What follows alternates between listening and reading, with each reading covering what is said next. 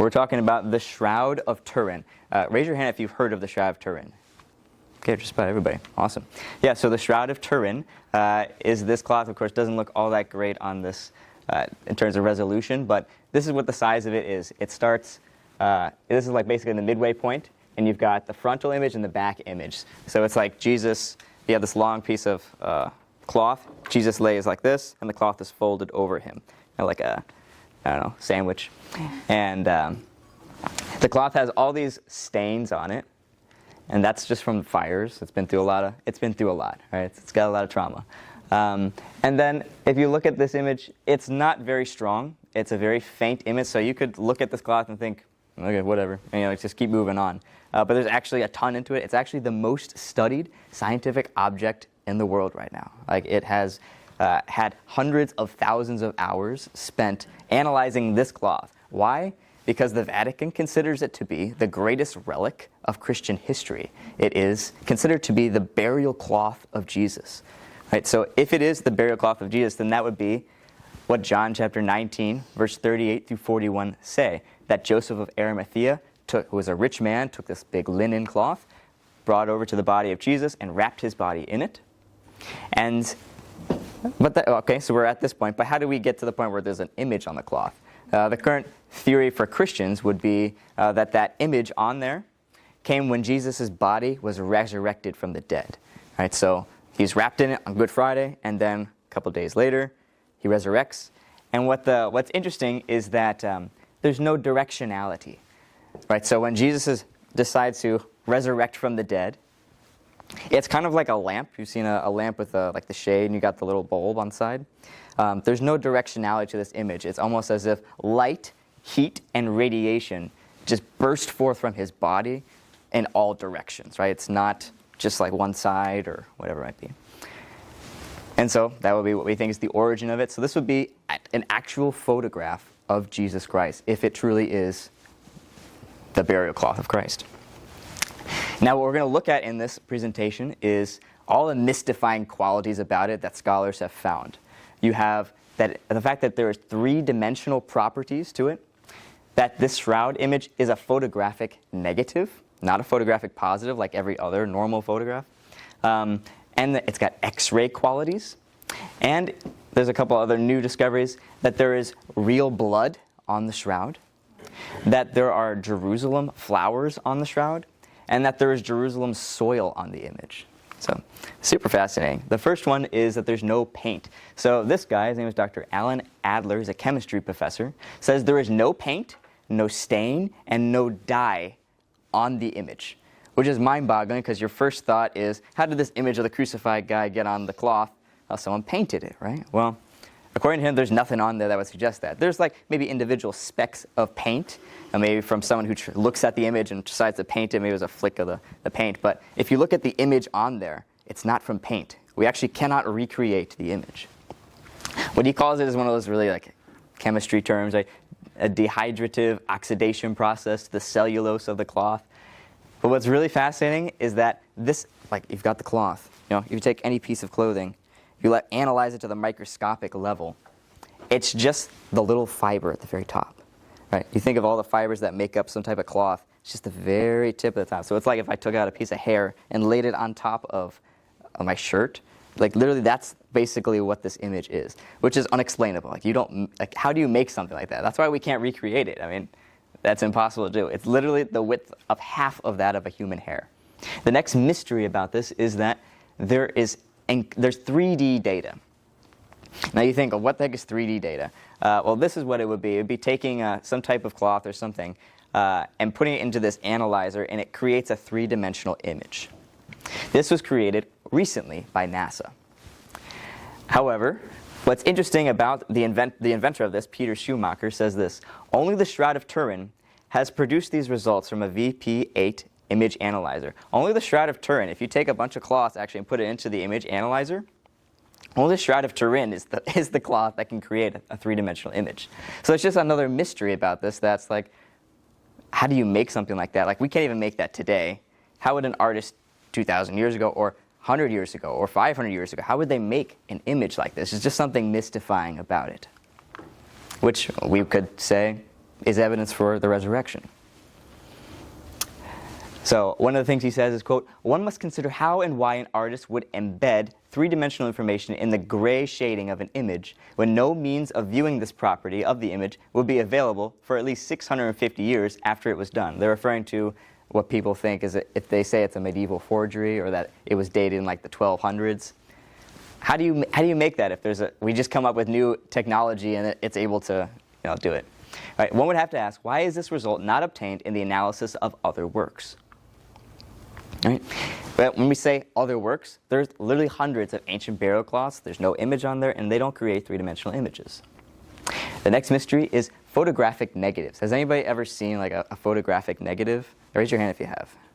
Yeah, everybody has. It's awesome. Yeah, so it makes total sense. So you've got photographic negatives. It's not the positive, right? You take a photo of something, you get the positive. Photographic negative is the black and white.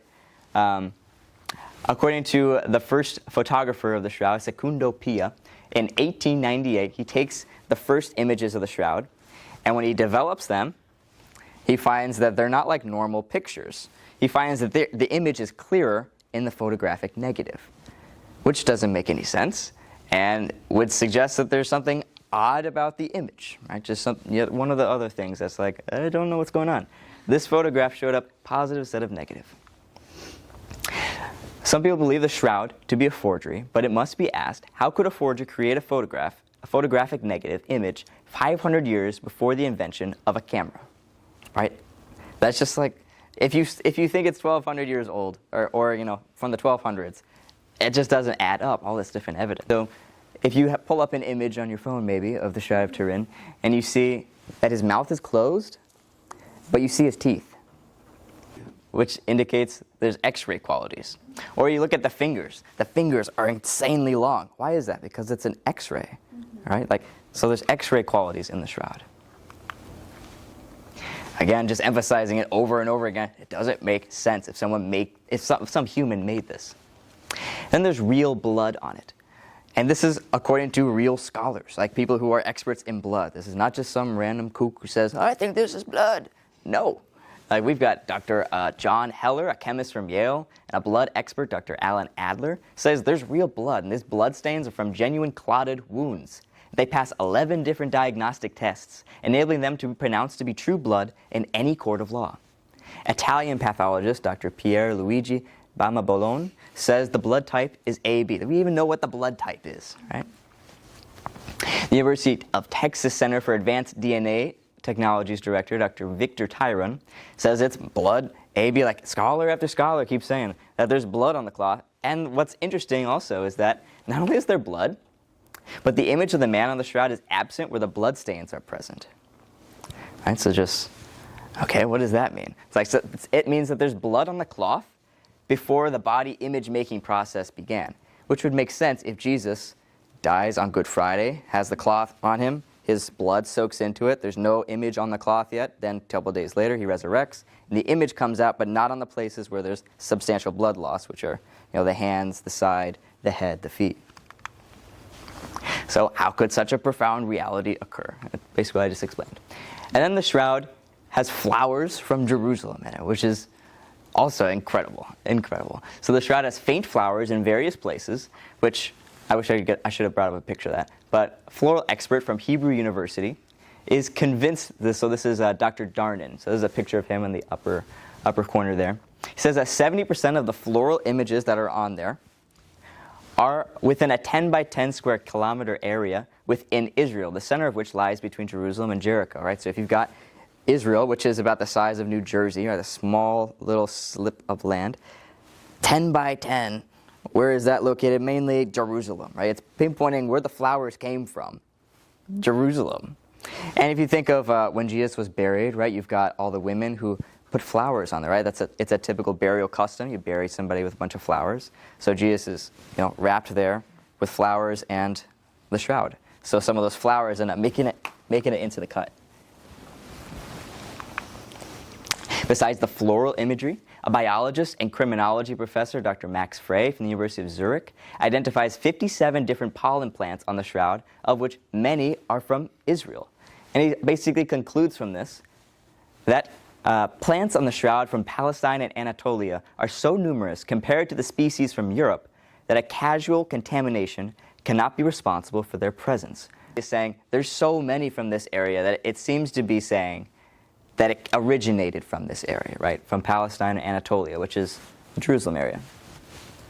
The next one is probably the most recent one that I just learned, is that when you see the feet and the knees and the face, when you analyze that microscopically, you find particles of soil.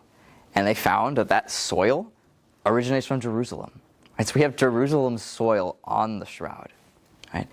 This is according to Father Andrew Dalton. He leads the Shroud of Turin, basically site of studies in Rome. Right? They have a whole program devoted to the Shroud of Turin in Rome. It is pretty sweet.